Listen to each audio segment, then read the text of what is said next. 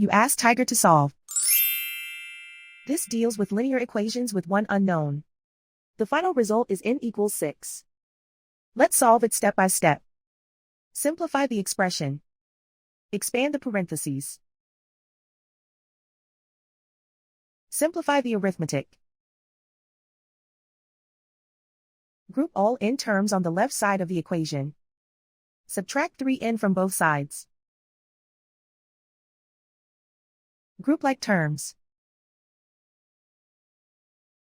Simplify the arithmetic. Group like terms. Simplify the arithmetic. Group all constants on the right side of the equation. Add 21 to both sides. Simplify the arithmetic.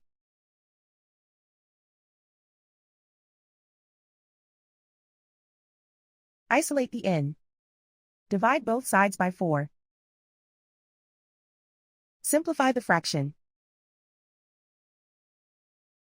Find the greatest common factor of the numerator and denominator.